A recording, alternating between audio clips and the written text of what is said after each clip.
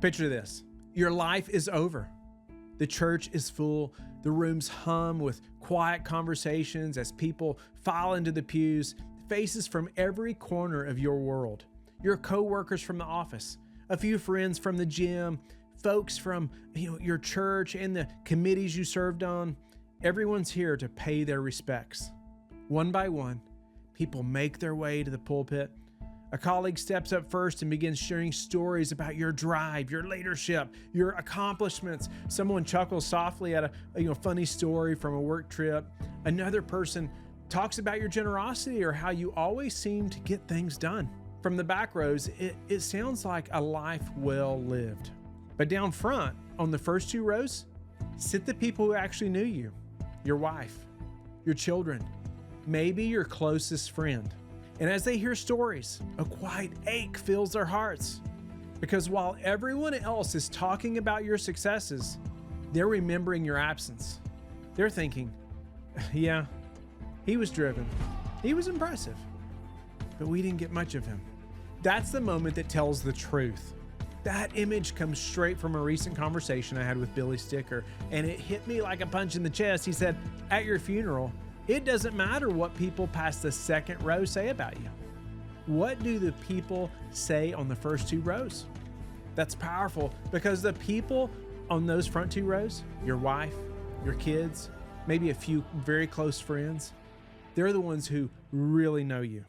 They've seen you on the good days and the hard days. They've seen who you are when the cameras are off, when no one's watching. It doesn't matter how many people from the back rows stand up and say nice things if the ones on the front rows can't agree with them in their hearts. So today I want to help you take a good look at what kind of legacy you're building right now, because you're building one, whether you realize it or not. And the truth is, it's possible to be successful in the eyes of everyone in the back rows and still fail the ones sitting closest to you. The Bible has a lot to say about the kind of legacy we leave. Proverbs 20, verse 7 says, "The righteous man walks in his integrity. His children are blessed after him." I love that verse because it's not about perfection. It's about integrity. Integrity just means wholeness. It means what people see in public is consistent with what your family experiences in private. Similarly, in 3 John chapter 1, verse 4, John writes, "I have no greater joy than to hear that my children are walking in truth." That's legacy. That's the kind of impact that doesn't fade. The world measures success by your followers, your income, your influence. God measures it by faithfulness, by how well you love and lead the ones He entrusted to you. And here's the thing. Your family isn't impressed by your resume. They're shaped by your example. This cuts deep because most of us men want to leave a mark that lasts. We want our work to matter. We want our name to stand for something good. But there's a quiet danger in that pursuit.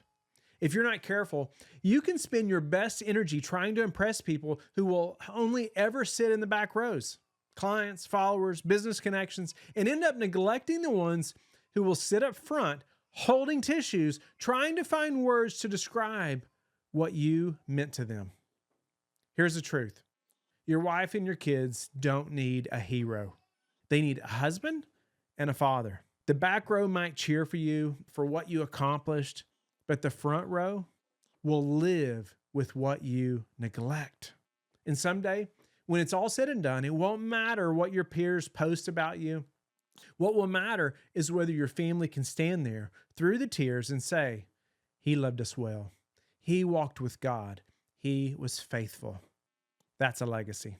So let's talk about what it actually looks like to live for the front two rows, to define the legacy you want to leave, examine the one you're building, and make the changes that keep you aligned. Number one, define the legacy you actually want to leave.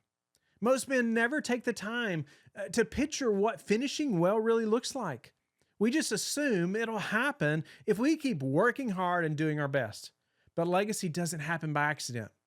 I want you to actually stop and think about this.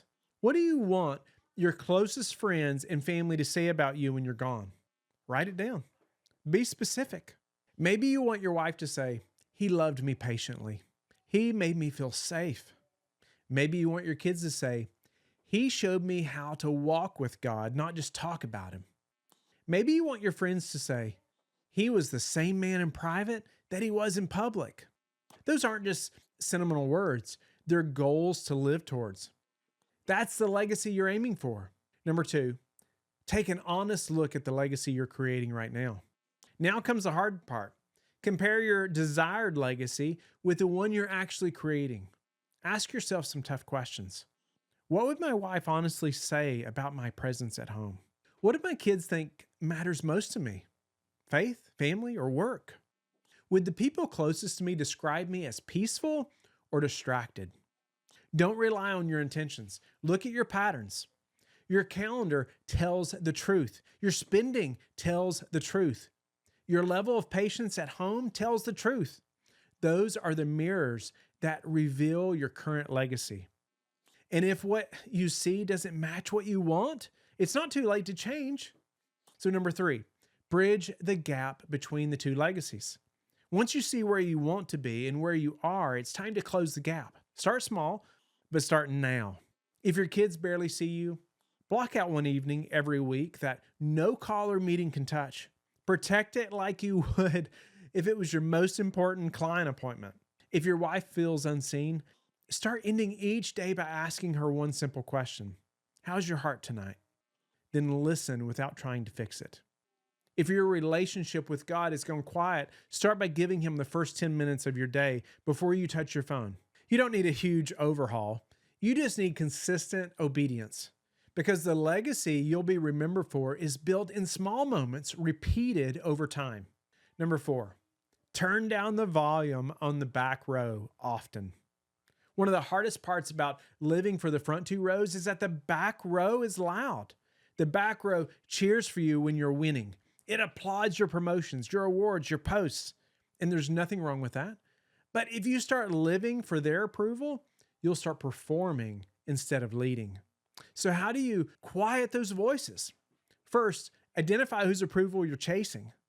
Maybe it's your boss, your peers, or people on social media. Name it so you can stop being controlled by it. Second, create silence.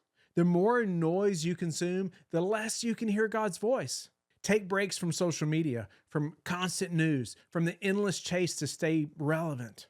And third, replace applause with accountability. Find one brother in Christ who will tell you the truth, not what you just want to hear, but what you need to hear. You can't eliminate the back row, but you can stop letting them set the volume for your life. Here's the truth. One day your story will be told. The question is, who will tell it? And what will they say? You have the power right now to shape that story. You don't have to be perfect. You just have to be intentional. So today, take 10 minutes to think about your front 2 rows. Picture their faces. Then ask yourself, what do I want them to remember about me? And am I living that today? If the answer is no, that's okay. God's grace is big enough to help you start again. Because the goal isn't to impress the crowd. It's to impact your family. Let's stop living for the applause of the back rows and start investing in the hearts of the front 2. That's where legacy lives. Subscribe to the Courageous Men podcast so you never miss an episode. Share this with a friend who needs the encouragement or maybe the challenge to live courageously. Join the Courageous Men community today. Let's take action. Let's be courageous.